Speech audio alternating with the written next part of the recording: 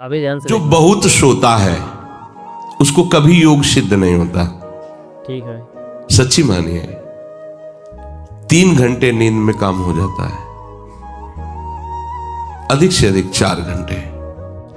ये सोना हमारे लिए बहुत हानिकारक है और ये सोना हमारे लिए लाभदायक भी है। दोनों बात समझना। जिसका स्वभाव बन जाता है कि जहां बैठे वहीं सो गए, जहां बैठे, ऐसा हमने देखा है, बैठे 2-4 मिनट जहां एकाग्र घोंटा बजने लगे। ये क्या है? ये दलिद्र क्यों? अरे तुम साधक हो, ये दलिद्रता क्यों? क्या यही उपासना में तुमने सिद्धि प्राप्त की है? जहां बैठ जाओ वहां तुम लड़खड़ा गए, लार बहने लगी, सोने लगे, घोंटा बजने लगे। ये दलिद्रता है, ये तमोगुणी है। ऐसा नहीं। एक बार नींद को समय दिया है, 3 घंटे 4 घंटे, आ जाए तो आ जाने, उसको निमंत्रण नहीं देना, राधा राधा राधा, और जग कर फिर वैसे ही अपनी दिनचर्या, कोई भी फर्क नहीं पड़ना। आप अभ्यास कीजिए, कोई फर्क नहीं पड़ेगा। कई दिन बराबर जगने पर भी आपकी दिनचर्या पे कोई फर्क नहीं पड़ेगा। जो अपना स्वभाव बिगाड़ रहे हैं वो अपना नाश कर रहे हैं। अधिक पड़े हैं, सो रहे हैं, ये ठीक बात नहीं है। बार बार जो अधिक पड़े रह करके सोने का अभ्यास किए हैं, वो कहीं भी रहे, उनको बार बार नींद सताएगी। पड़े रहने में जिनको सुखानुभूति हो रही, सोने में जिनको सुखानुभूति हो रही, वो भजन क्या करेंगे? सही बात। जो ज्यादा नींद लेते हैं उनकी गाढ़ नींद कभी नहीं होती है। मतलब अब सो चुके, थक गए, ऐसा नहीं आएगा। उनको बहुत प्रकार से विघ्न पड़ने लगते हैं, स्वप्न आदि आने लगते हैं, नींद का स्वरूप लंबा हो जाता है, 10 घंटे 12 घंटे। हमको एक ने बताया था कि हम केवल भोजन के लिए उठते हैं और अपने कमरे में ही पड़े रहते हैं, 18 घंटे वो सोते हैं। क्या जीवन आपका है? ये जीवन है? सोना बहुत हानिकारक है। सही बात। अरे हम परमार्थ के पति के जितनी बार नाम जप कर लिए वो हमारे बैंक में जमा हो गया। सो के क्या बर्बाद करना है?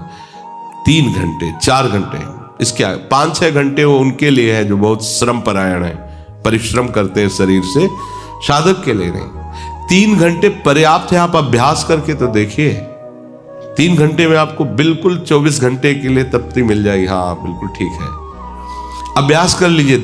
दिन में लेटे रहने पर भी 1 मिनट नींद नहीं, अभ्यास कीजिए। अभ्यास अमृत है और अभ्यास ही मृत्यु है। आपने जैसा अभ्यास कर लिया, अमृत का अभ्यास किया तो अमृत है, और मृत्यु का अभ्यास किया तो मृत्यु है। भोगों का अभ्यास करना, सोने का अभ्यास करना, प्रपंच में अधिक रुचि रखना, ये सब मृत्यु है। नामामृत, लीलामृत, रूपामृत, धामामृत, इसका अभ्यास करो, अमृत है ये। सही बात। शरीर उसका बहुत सोने पर भी आलस्य से भरा रहेगा। आलस्य के कारण वो भजन में जे भी बैठेगा 2-4 मिनट में ही माला छूट जाएगा और नींद आ जाएगी। ऐसा दर्शन होता है। सही। वो बहुत कोशिश करते हैं, बस ऐसे हो जाते हैं। ये कैसे हो गया? तुम्हारा क्या अभ्यास है? ऐसे कैसे कोई हम पे ऐसे कैसे हावी हो सकता है? कोई हमारे ऊपर ऐसा कैसे शासन कर सकता है? चाहे नींद हो या काम हो या क्रोध हो, आप क्या हो? आप समझो, आप भगवान के अंश हो और आप इतना अधीन होते चले जा रहे हैं शरीर के। सत्संग हो रहा है, आप मुंह बगाड़ के सो रहे हैं। कीर्तन हो रहा है, आपको झटके नींद के आ रहे। धिक्कार है आपको जीवन को। आप साधक हो, आप उपासक हो, ये क्या हो रहा है?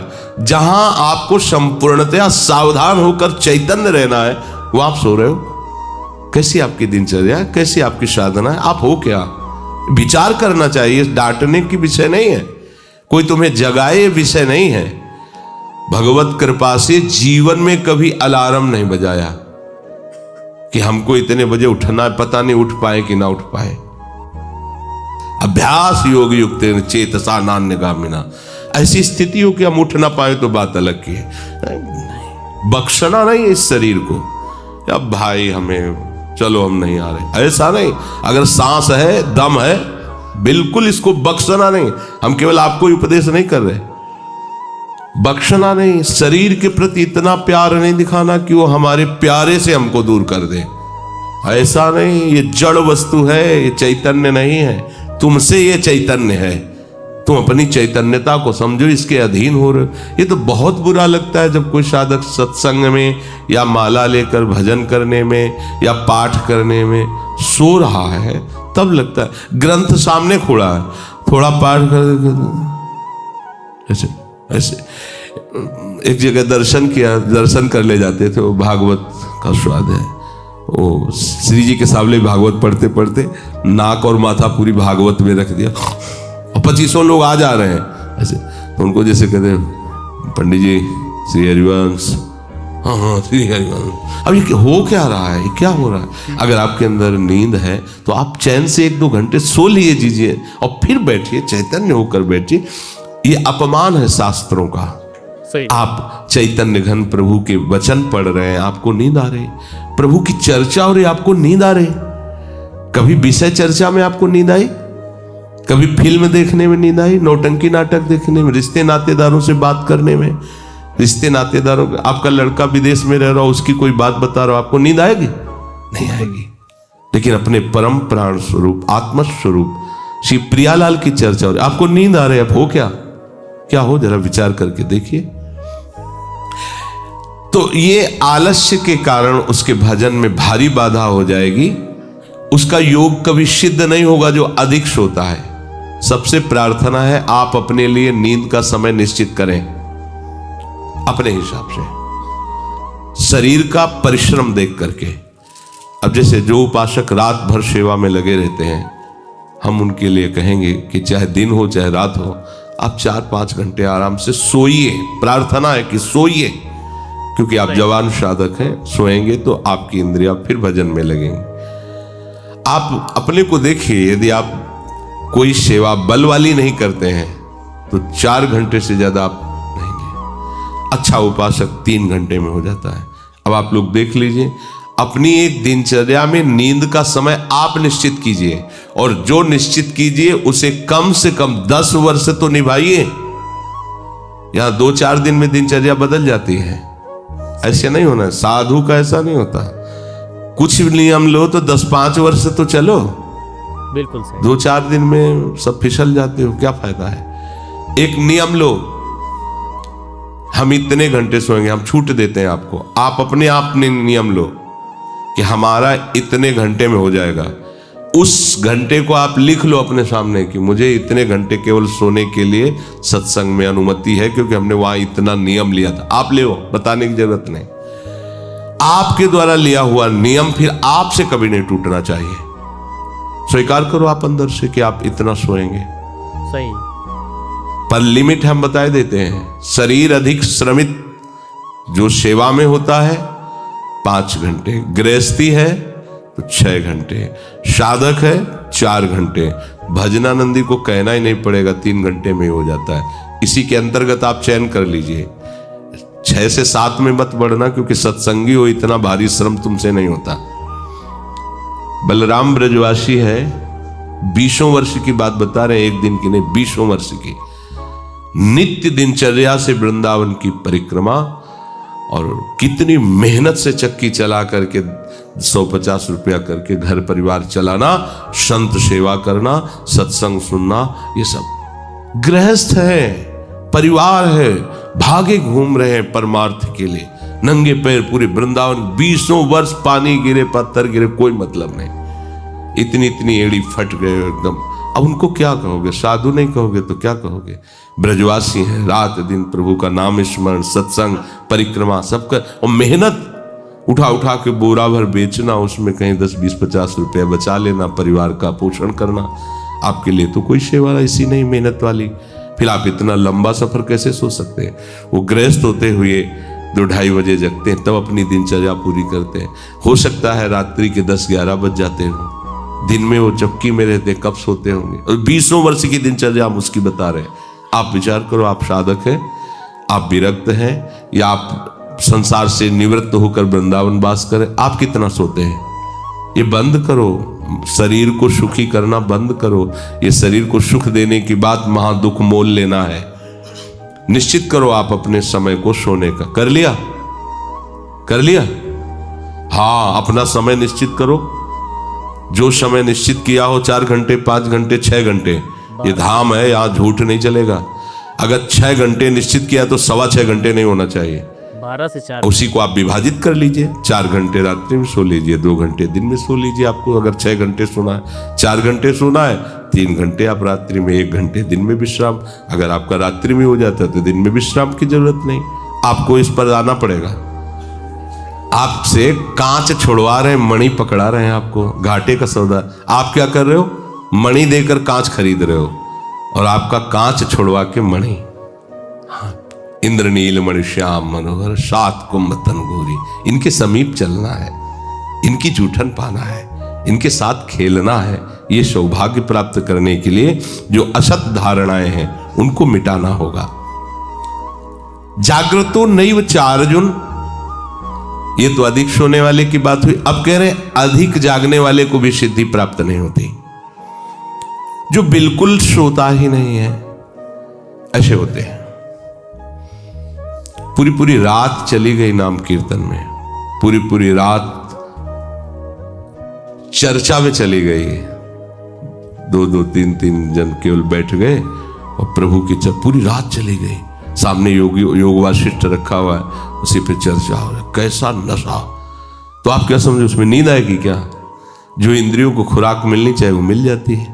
बड़े बड़े महापुरुषों को देखो, राय रामानंदाचार्य जी, राय राम, उनका आता है ना महाप्रभु चैतन्य देव। पूरी पूरी रात चर्चा हो रही, पूरी पूरी रात कीर्तन हो रहा है।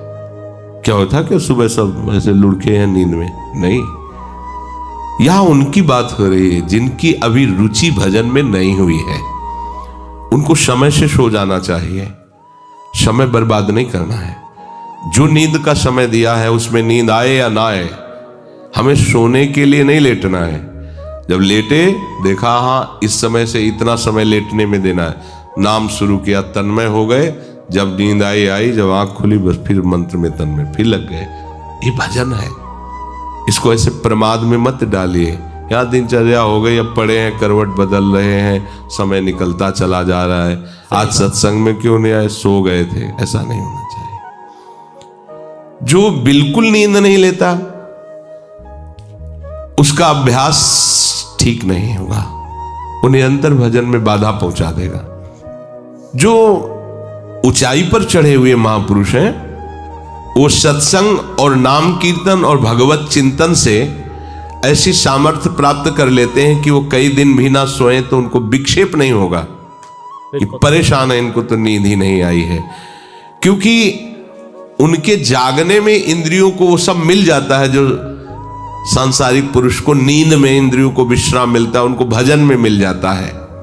परंतु उस स्थिति तक पहुंचने के लिए समय से सोना आवश्यक है। जब विश्राम और इंद्रियों को खुराक नींद की मिल जाती है तो वो भजन में हमारा ज्यादा सहयोग करते हैं। इसलिए उचित समय निश्चित करो नींद का, और उतना ही आप उसको शयन के लिए दो, नींद आए या ना आए, ठीक समय पर उठ जाओ। उठने की प्रवृत्ति का होता है कि सबसे पहला काम, जहां आपकी घड़ी पे दृष्टि गई कि हमारा समय उठने, तो सबसे पहले बिस्तर से हट जाओ। आप ओढ़े हो उसको तुरंत हटाओ। गर्मी है, आप पंखा एसी जो भी चला, तुरंत पहले उसको बंद करो। सुविधाओं को पहले हटाओ, फिर बैठ जाओ। कुछ देर नाम जप, गुरुजनों का चिंतन, फिर अपनी दिनचर्या प्रारंभ। जो कंबल में ऐसे रजाई में ओढ़े ओढ़े ही सोच रहे अभी तो 2 बजने में 10 मिनट बकाया, 10 मिनट में उठ जाएंगे, तो ऐसा वो विक्षेप हो जाएगा कि वो 2 घंटे आपको समझ में नहीं आएंगे। फिर 4 बजे आप उठो, 4 तो 4, बहुत गलती हो गई। ऐसे नहीं किया जाता।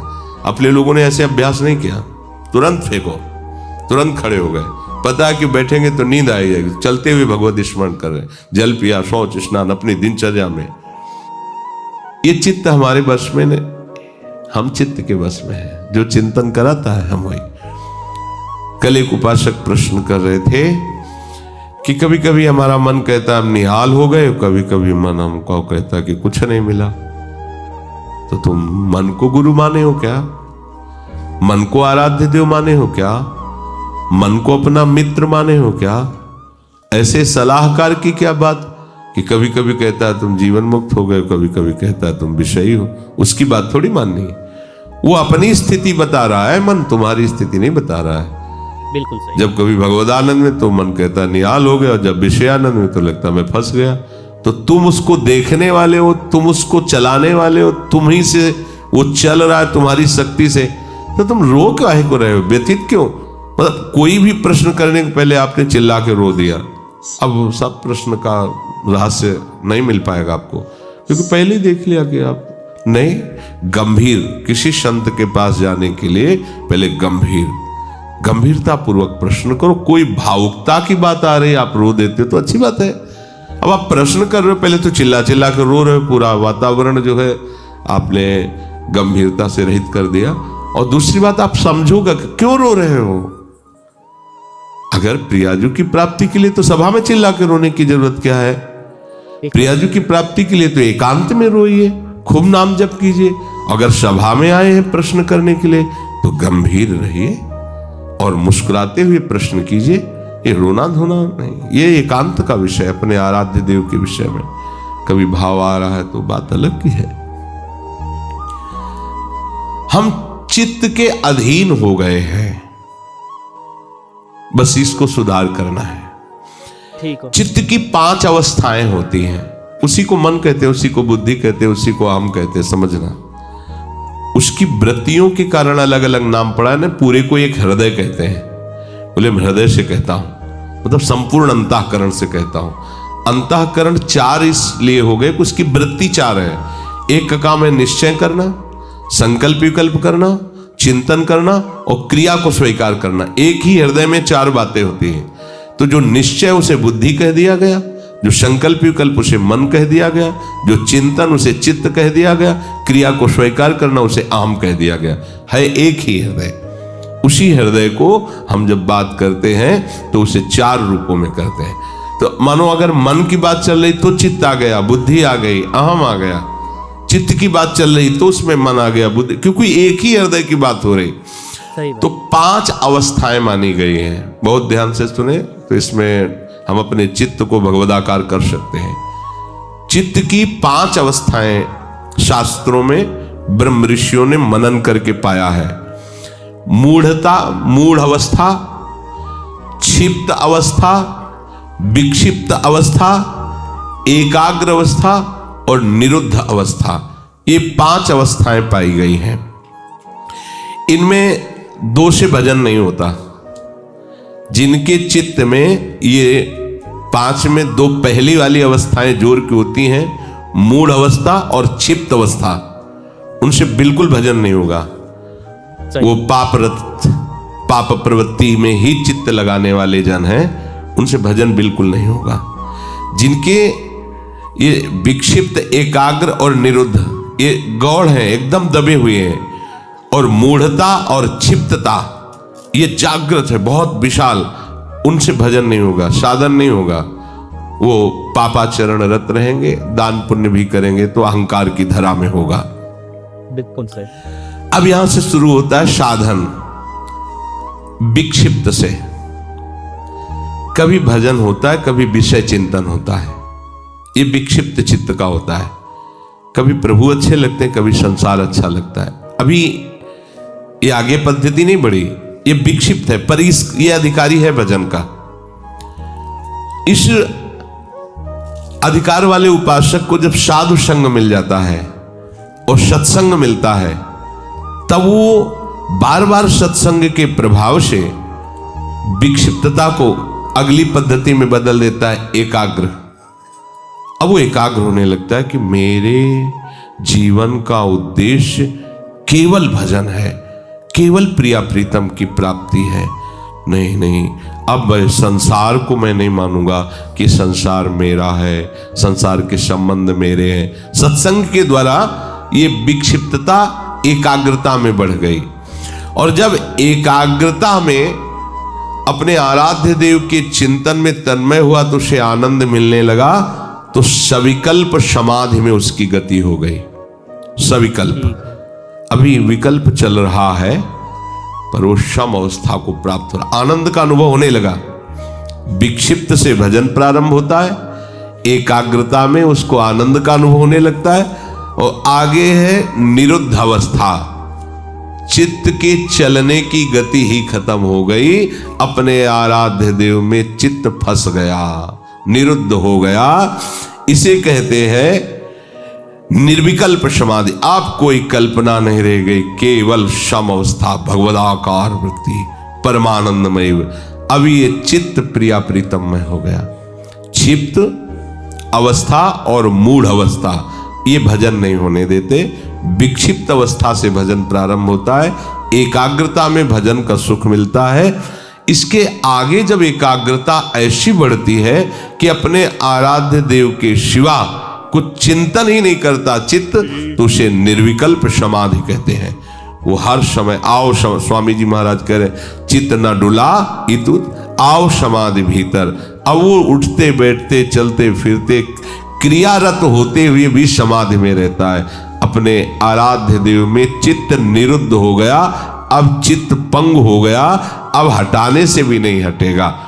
तो चित्त की सार्थकता है निरुद्ध अवस्था में पहुंचने की। बिल्कुल सही। गोपीजन इसी अवस्था की महापुरुष है। सब क्रियाएं घर की हो रही है और मुरारी पादार्पित चित्त वृत्ति। अम्बरीश जी इसी अवस्था के महापुरुष हैं, सम्राट पद पर हैं, लेकिन सावई मनः कृष्ण पदार विंदयो, निरुद्ध हो गया मन प्रभु के चरणार विंद में। यदा विनियतम चित्त मात्मन्ये वावतिष्ठते, जिस काल में चित्त आखिरी अवस्था को पहुंच जाता है, निरुद्ध अवस्था।